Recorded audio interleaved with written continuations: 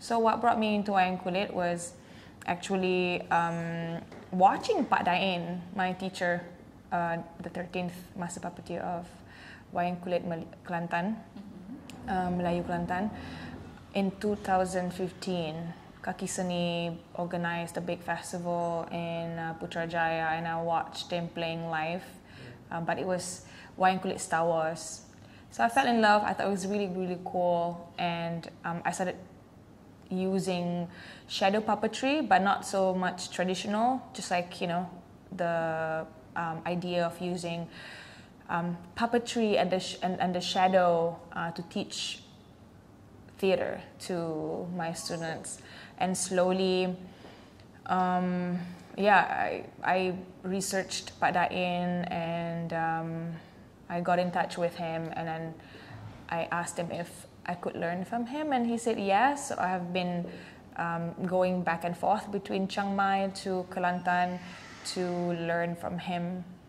Yeah, when I learned from him, I was the only woman there, and you know, when I learned puppeteering, you always have to play with the music. We have to learn with the musicians and learn through the musicians, because it's a banter, right? Back and forth between the puppeteer and also the musicians.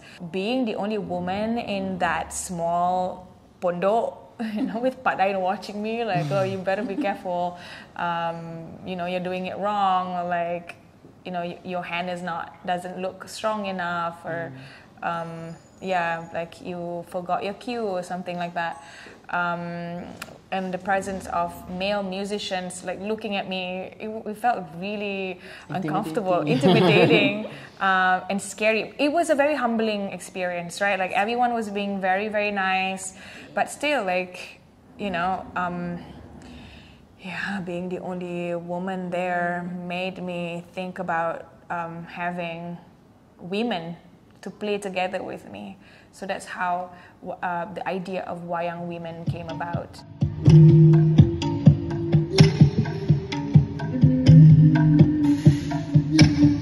So I would say that, you know, what's groundbreaking about Wayang Women is that we're just trying to change the gender norms and roles, and to just put women in the forefront in terms of playing musicians, you know, and Illya is the Puan Dalang, I would say, is the master puppeteer.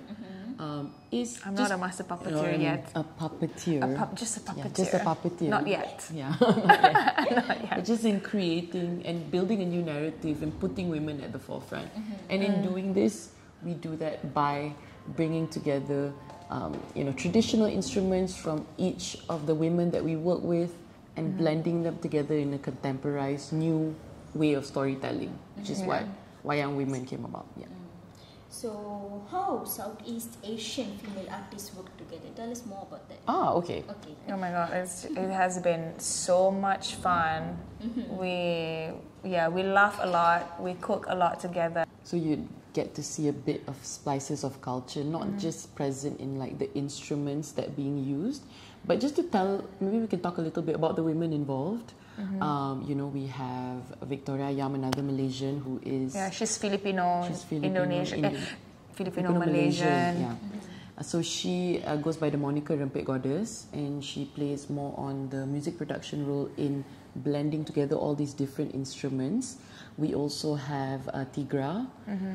Tigra also plays a producer role. I mean, actually, everyone is a producer in our team. We are just taking turns to produce, right? Like everyone is very charismatic, and you know, we are very inclusive and democratic. Like we take turns. Yeah, what we're trying to do in 2025 onwards is really bring this production out of Thailand. We've done 2 shows, one in Bangkok and one in Chiang Mai.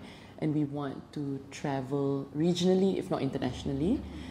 So right now we're in the midst of applying for funding. We're also applying to different festivals. We have big dreams. We want to fully commit 2025 into bringing these stories of women folklore all around the world. Yeah. The name of the play itself is called Hantu Tetek.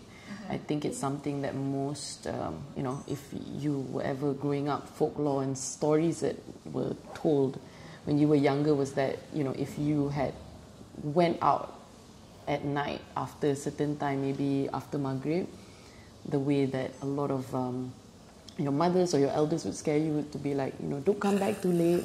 The Hantu Tetek is going to come and hide you under her boobs. And you'll never see your family again. Yeah. Do you want that? Yeah. So what we've also noticed in the conception of, you know, there are similarities regionally as well in terms of certain aspects of folklore and storytelling that's similar. So, but I think Illya can tell you a bit more about the characters in terms of, you know, getting that off the board. Yeah. So, Wayang Women, the first project of Wayang Women is to play Wayang Kulit through Southeast Asian ghost stories. And while researching about Southeast Asian ghosts, I found that most of them are women, right? It says a lot about our... From Langsui to Pontianak to Hantu Tetek. Tetek. And then all these characters are kind of similar. It's so interesting. We are separated by borders, by languages, by you know, different systems. But in terms of patriarchy and our ghosts, also sambal. Yeah, and also our shared culture. So we found a bridge. So many similarities. We saw a bridge between our folklore, our instruments, and our shared culture. So in doing this project and working together with these brilliant women, I mean, it's still pretty much, you know, in terms of like learning, conceptualizing, it's been a great process in, you know, not other than just sharing, but also understanding what similarities we have regionally. I would say, it's been very, very cool. Yeah.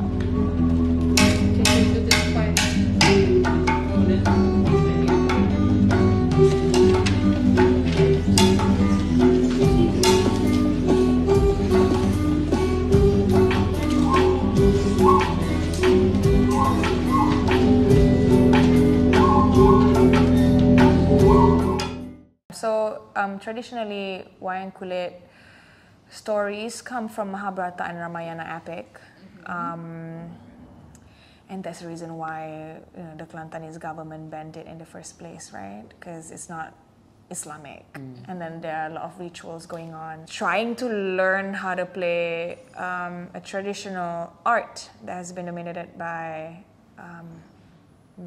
male players for generations is. Yeah, the stories, right? The stories itself, they are all about fighting and conquering and comparing, like who's better, who's stronger, who's more powerful. A lot of ego, and I'm like, I cannot do that. I brought my script to Padain, and I read it in front of him, and he was like, this is good. Oh, and then I could see how, you know, his face, like he was so proud of me. I'm so happy. But Pak Din cakap, Illya, bosan lah kalau hantu-hantu ni tak berjumpa, right? Like you need a conflict. You need they need to talk. There's a need to be a dialogue. And then I was like, but I don't want them to fight. I don't want hantu to fight because you know, enough already. Like in Wayang Kulit stories, they fight all the time, and that's always the culmination of the story. Always has to be some kind of like, you know, clashing, pertempuran. But I don't want to bertempur. I kind of want to do something different. But cannot give you a lot of spoilers. I cannot. I think beyond just Googling, finding out what's on the internet, our master puppeteers are still alive and kicking. Look for them. The bridges are waiting to be built. You know, I think there's so much that I think the beauty of Malaysia and so much of things that are dying and things that are at risk. These people are still around. You have Kak Maznah in Pulau. This is unrelated lah, but orang asli in Pulau Keri, they're still practicing. They're still weaving. They're still similar challenges that they're facing also, right? Like young people don't want to prolong the art. They don't think it's cool. But there are people who are still willing to teach if there are still people willing to learn. So I think so much of what people need to understand is that we need to just tak tahu malu sikit, and kalau you're curious, you know, tanya je. Tak, you know, what was that saying yang Kalau malu susah jalan. Kalau malu susah jalan. Janganlah malu.